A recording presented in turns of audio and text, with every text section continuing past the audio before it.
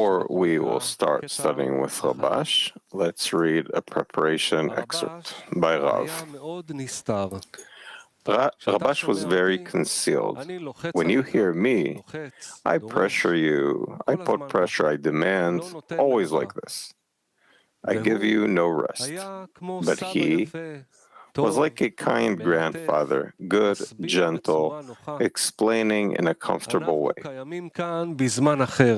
We exist here in a different time, in a different state. All kinds of students sat before Rabash, and that's how he related to them. Some get it, some don't, each according to what he is. With us here, it's not like that. We must all enter into 110, all of us together, here and in the world. All those who are with us, we operate in a state where time is pressing. Let's read it again. Rabash was very concealed. When you hear me, I pressure you. I put pressure, demand, always like this. I give you no rest. But he was like a gentle grandfather, good, gentle, explaining in a comfortable way. We exist here in a different time, in a different state. All kinds of students sat before Rabash, and that's how he related to them. Some get it, some don't, each according to what he is. With us here, it's not like that. We must all enter into 110, all of us together, here and in the world. All those who are with us. We operate in a state where time is pressing. So before we start studying, we'll read the first item that Rabash will relate to. So item 2 from chapter 6. The headline: in the first expansion, the refined light, which is direct light, and the coarse light, which is reflected light, were mixed in one another. However, in the departure to their root, the coarse light remained below, and it could not ascend, and its coarseness increased, and it became the vessel. Number 2. The thing is that the phase of vessels was certainly in potential, though it was not actually inside the light, since it was in the phase of light that was coarser and cruder, though it was well connected with the essence. Consequently, its phase remained concealed. It is so because the light emerged through the pit outward. It all emerged, mixed together. When they returned to ascend and be completed, then certainly through the emergence of the light outside of the pit, that light of the phase of the vessels, which is coarser, now acquired more coarseness. Thus, it too cannot return to its origin as in the beginning. And the refined light expanded from it and rose to its source. In that state, further coarseness was added to the coarseness of the above coarse light, and the phase of the vessel was completed and remained. Lesson with Rabash.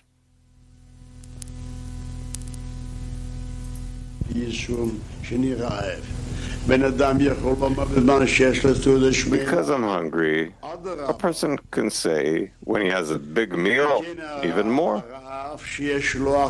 meaning that the hunger he has now is important as the meal.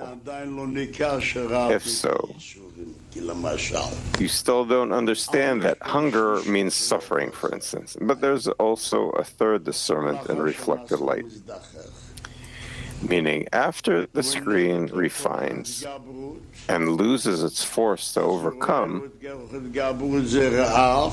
so he sees overcoming is hunger, and that's called a deficiency. The proof to it is that the light departed.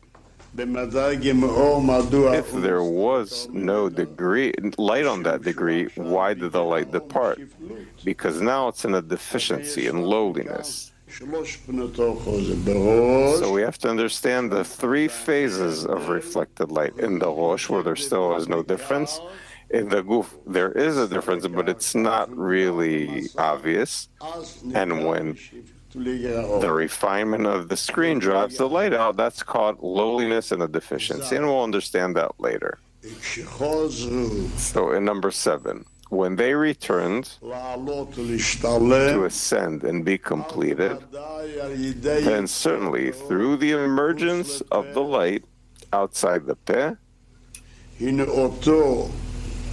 that light of the phase of the vessels, which is coarser, we're speaking about the Guf now acquired more coarseness. Thus, it too cannot return to its origin as in the beginning. So what was here? And the refined light expanded from it, direct light, and rose to its source, and the reflected light remained below. In that state, further coarseness was added to the coarseness of the above coarse light, and the phase of the vessel was completed and remained. Let's see how he explains it in number 7.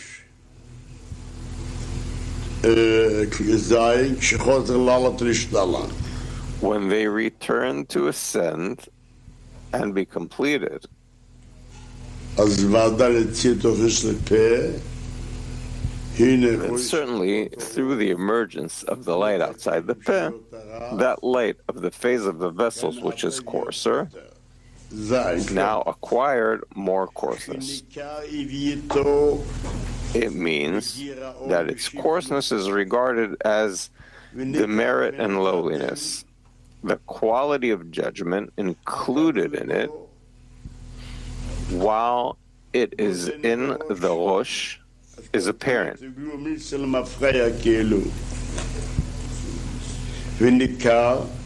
And then the judgment becomes obvious.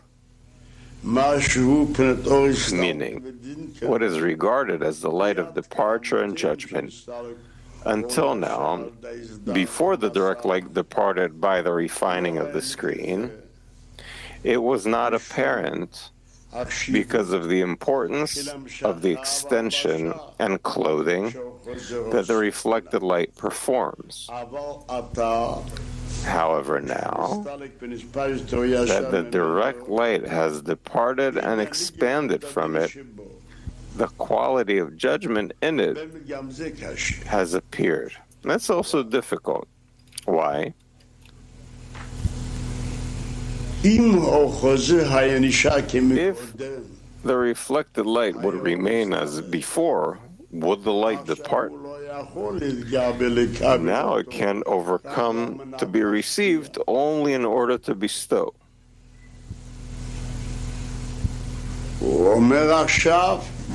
So now he says, the disturbing part was revealed, that as before we used it, and it was important for us, without the reflected light we can't receive anything. But that doesn't mean that the second light comes, which is direct light, but reflected light. To understand that a bit, we can bring an example. He explains it in Panim Masbirot in the book.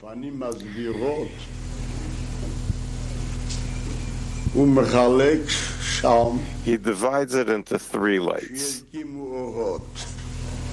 One light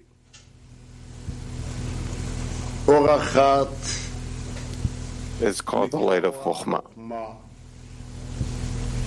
where the light and the vessel came from the emanator. ונקה לי במצוות המצי.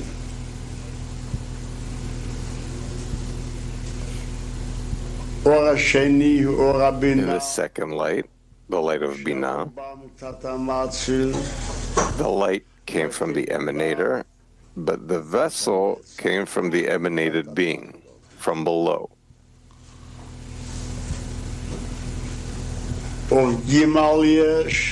The third light is that the light and the vessel came on behalf of the lower one. That means we learned what Sefirot Chokhmah of direct light is. Keter is called that his desire to do good to the created being created existence from absence, a vessel called the will to receive. He didn't know what the desire was. It was something that was never seen or heard. How could you say that it wants to receive? But we learn that the light and the vessel come in the same time. Meaning, he created a vessel, existence from absence, and also gave to the light. So we see that the light and the vessel both came from the emanator.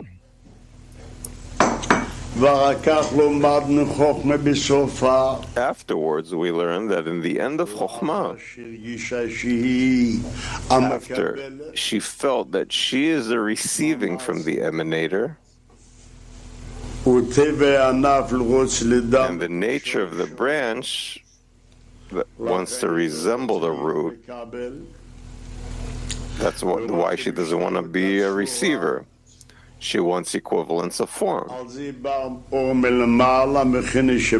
then comes light from above. We say that from Keter came the light of Chasadim, the light of mercy. So we find in this vessel, there was an awakening to receive the light from Binah, from the lower one. But the light came from above, from the emanator, meaning from Keter. There's a third light, that the vessel and the light came from the lower one. Malchut is a vessel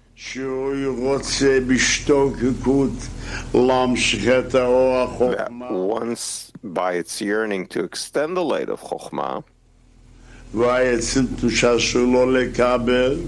and there was a restriction not to receive. It was prohibited. So it rejects the light. By this rejection of the light, we learn that the reflected clothing light is born. So who creates the light? Who's the root to the light? The lower one. So we ask, where does the lower one receive the light from?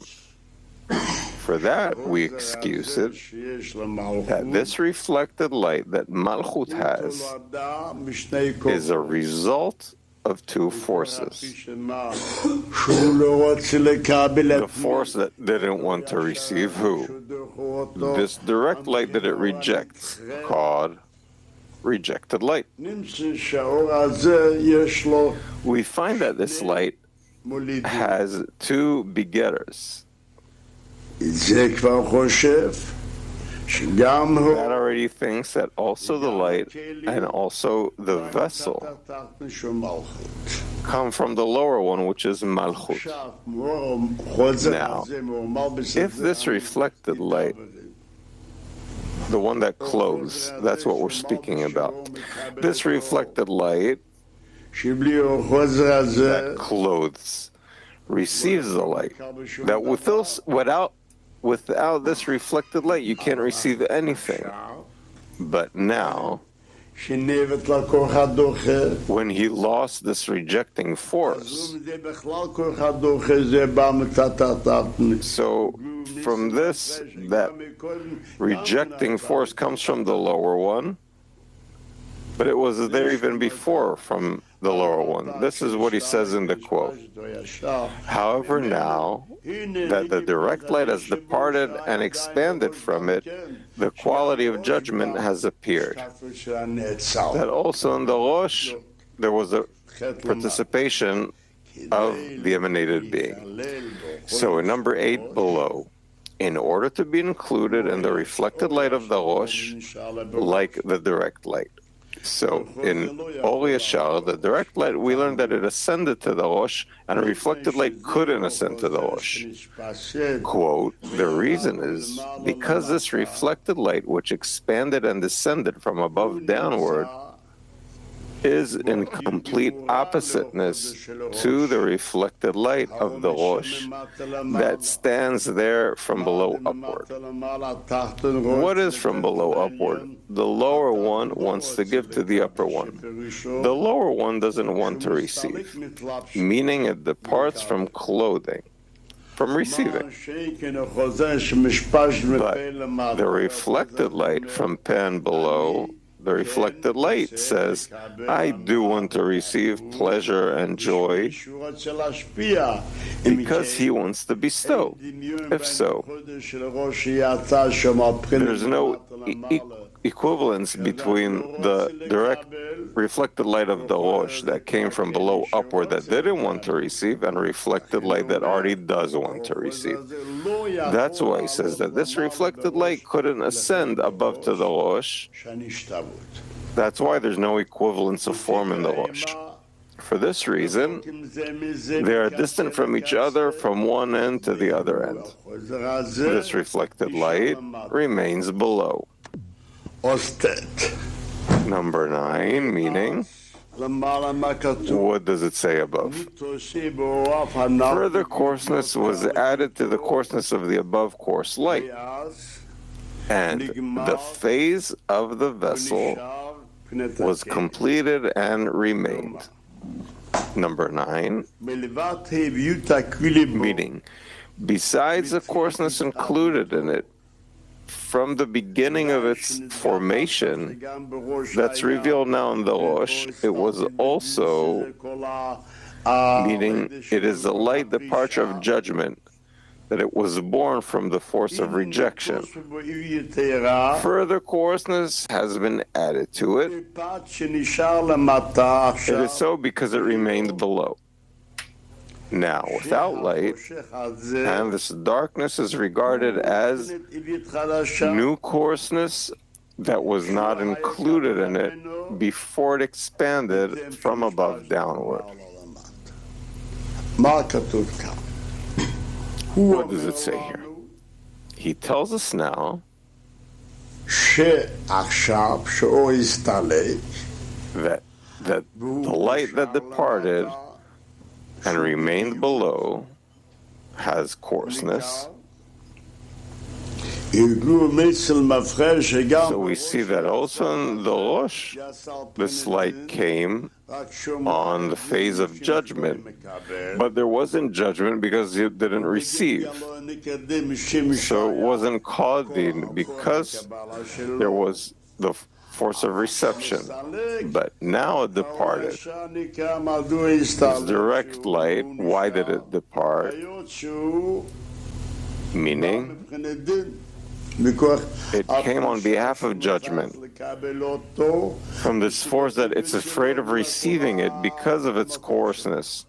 That's its source. So we know that one phase. Which phase? That also then, while was illuminating, it was born on behalf of the judgment. But now there's something new that was never there before, darkness. It was born now when the light departed. It means that there's something new now that wasn't in the Rosh before. in the light, but right now there's no light. What does he say here? Further coarseness has been added to it. It is so because it remained below without light. And this darkness is regarded as new coarseness that was not included in it before it expanded from above downward. And they departed. Know that above this is new coarseness called posterior. Number 3. If you say,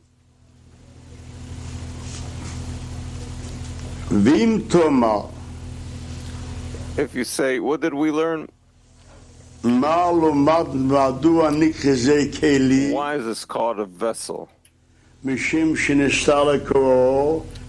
the light departed and became darkness. Then he asks,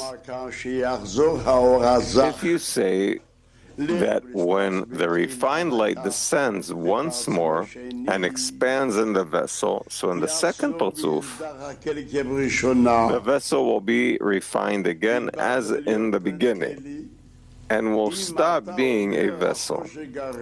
If you say that also the darkness became a vessel, then when the light came, only darkness? What do you mean darkness? There is no vessel.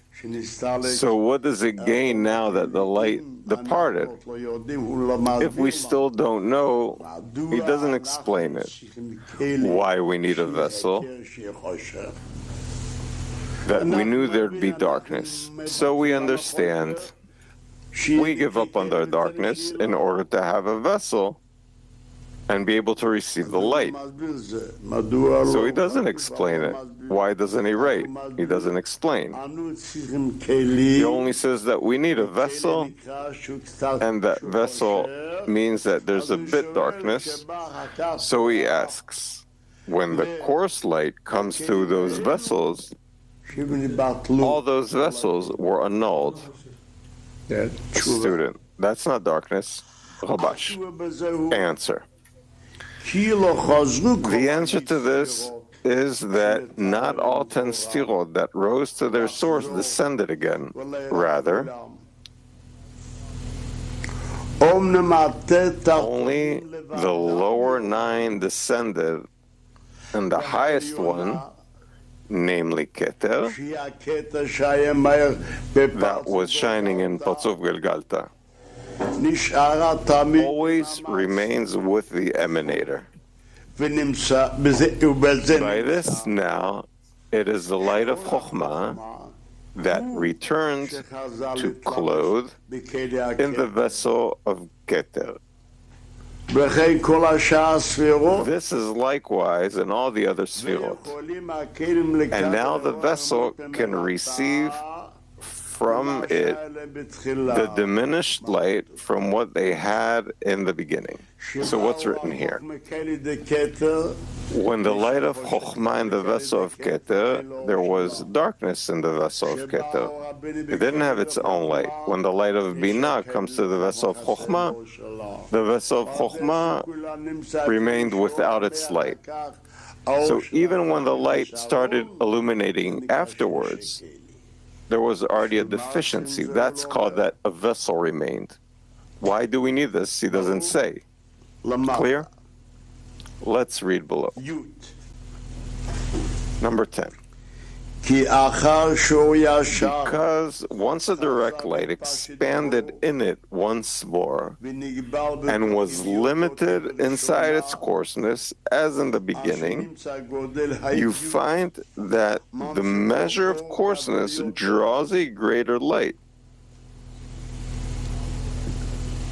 Thus, once more, there is no apparent demerit in the coarseness, for the light and the vessel are mixed together. Therefore, from where did the distinction between the light and the vessel later appear? He explains in a different way from what I explained. What's written, what does he say? He says the following. We learned that when the light shines in the vessel, then the merit of the vessel, its value, is apparent, as without it the light could not shine. Moreover, we see that importance.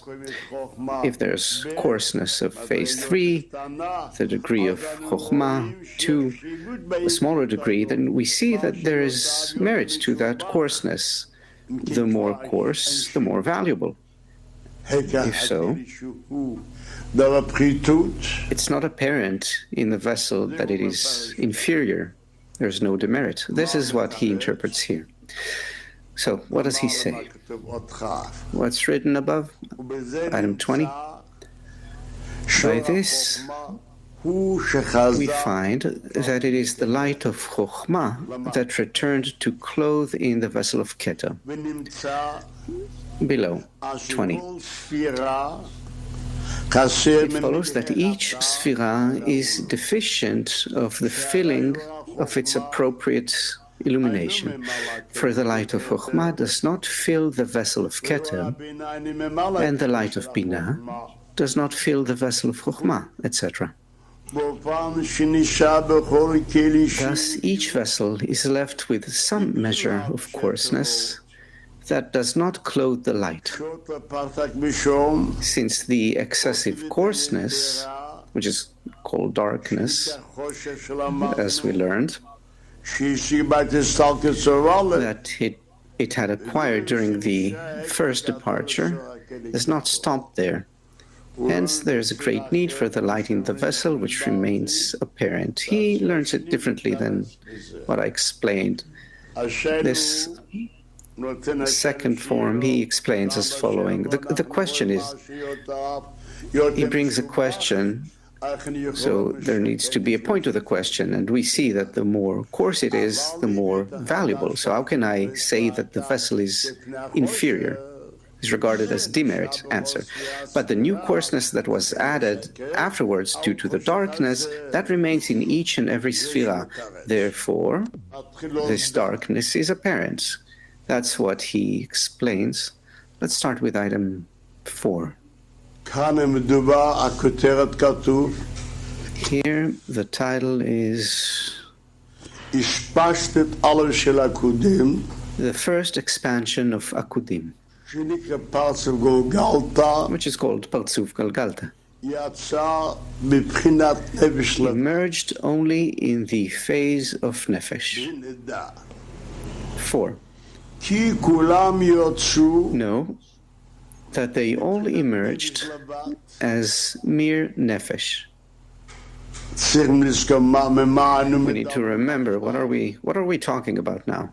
About Partzuf Galgalta, which has coarseness from phase 4, which has the level of Keter.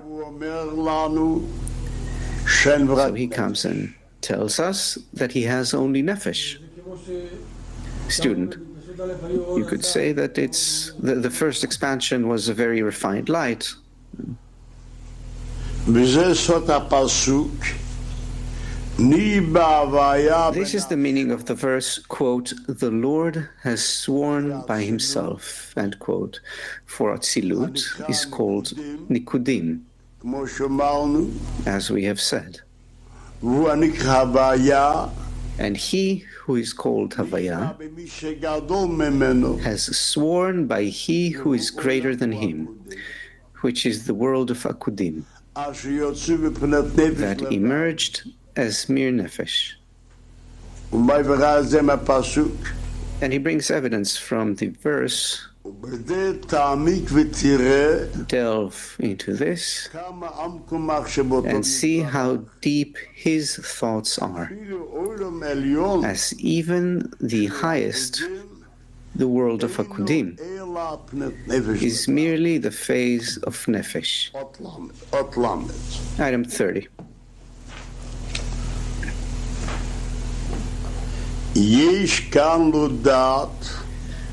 Here, there are 3 things we must know first. 1. The order of the arrival of the lights is such that the lower ones come first. At first, Nefesh comes into the vessel of Keter.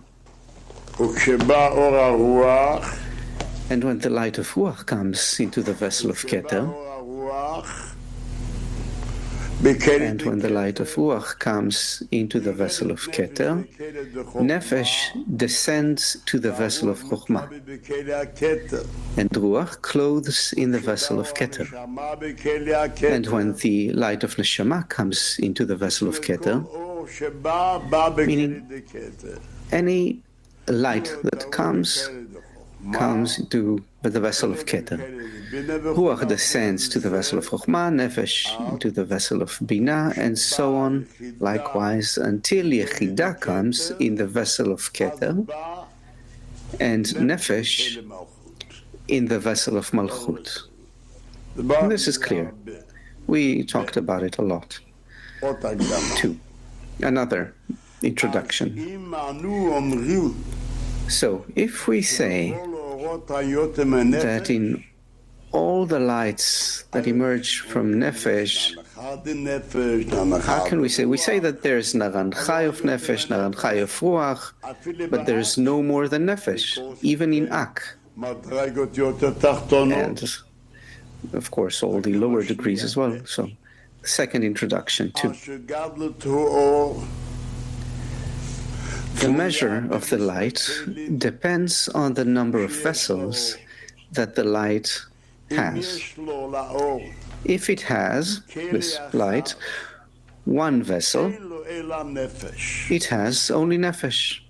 And if it has, this light, 2 vessels, the light splits into 2 lights. It has 2 lights, Nefesh and Ruach. Finally, when it has 5 vessels, it has Naran Chai. What does he tell us? That in truth, the light has but one form. But who makes all the distinctions, differences? The vessels. The vessels attaining the light. So if that light comes into 5 vessels, there are 5 discernments. 1 vessel, 1 single discernment. Let's continue. 3. Another rule. 3. Each lower one that passes through the upper one leaves its root there. Thus, any light that comes to Keter is but the Nefesh of that light. For example, if Nefesh comes to the vessel of Keter, it is merely Nefesh of Nefesh. And if Ruach comes to Keter, it is merely Nefesh of Ruach. If Neshama comes to Keter, coarseness of Neshama. It is so because, and why do I say that whoever reaches Keter has only Nefesh? Because at that time, it then has only one vessel, which receives only Nefesh. And if Ruach comes to Keter,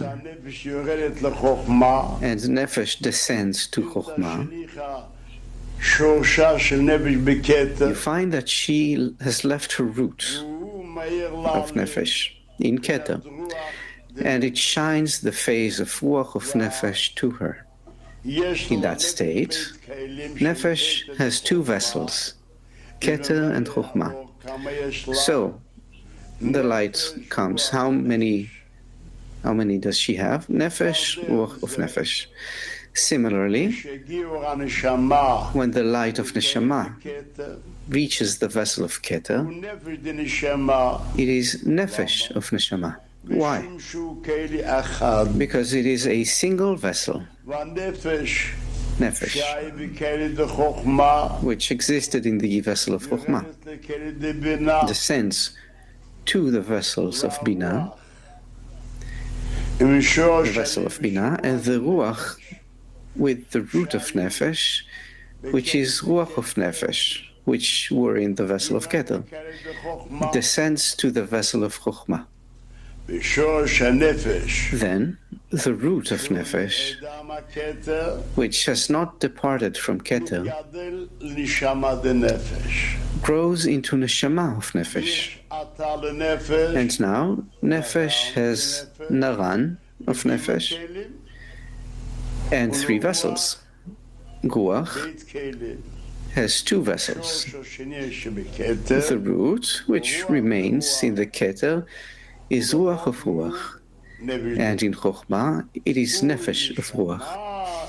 Neshama has a single vessel and Nefesh of Neshama. It is the same in all the others until Nefesh came to Malchut.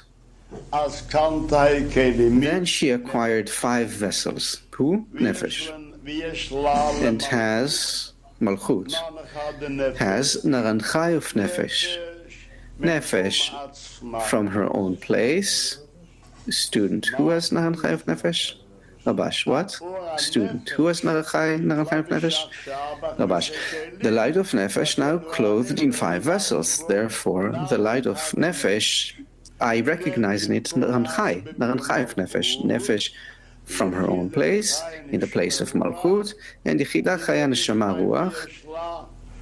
The Nefesh of Nefesh, where does she has that from? From the vessels which passed through. So Malchut received everything that was revealed on the light of Nefesh. It follows that now Malchut has the Yechidah of Nefesh. Student in Malchut, Labash. And so we find who is receiving the light of Nefesh? Malchut. So the Nefesh that came passed through 4 places. She's then included in all those 4 places. And we can say that Malchut now has Naran of Chaya of Nefesh. Student in Malchut. Rabash, yes. In Ruach, no. The discernment of Ruach, well, that's the vessel of Zeranpin. You need to get used to studying things by order. Don't jump forward. So I ask, what does the Zeranpin have? Zeranpin is Ruach, yes? In his place, there is only Nefesh of Zeranpin. What Nefesh? Nefesh of Ruach. How many vessels passed through Ruach? Or how many vessels Ruach passed through? 4. If so, Zeranpin, who has of the light of Ruach instead of the Nefesh of Ruach, this Nefesh went through 4 vessels. That's what Zeranpin has. The vessel of Zeranpin now has Chaya of Ruach. And what light is there to the vessel of Binah? The light of the soul, Neshama. In her place, we have Nefesh of Neshama, Binah. How many vessels did Neshama pass through? Keter Chokhmah. It follows that the vessel of Binah now has Neshama. So how many discernments? 3. Naran of Neshama. The vessel of Chokhmah, what light is there? There in the vessel of Chokhmah, the light of Chaya. She receives Nefesh of Chaya. And how many vessels have gone through? 2. It has 2. It has Ruach of Chaya. And in the vessel of Keter, what does she have? The light of Yechidah. And what's in the light of Yechidah? Nefesh of Yechidah. Listen very carefully. Student, I don't understand. What does it mean? Rabash, leave it alone. First you listen, then you ask. First you hear, then you ask questions. I don't want to hear your questions. You first listen. If so, what light does the vessel of Keter always receive? The light of Yechidah. Listen carefully, very carefully. So how many are there in the light of Yechidah? Only Nefesh. Now, if we're talking always about the higher discernment, and now I ask myself, What light does the vessel of Keter have? Its uppermost discernment. What is that? Yechida, nefesh of Yechida, the higher discernment, which the vessel of Chokhmah has. What light will be in Chokhmah? Chaya. How many does she have? Ruach.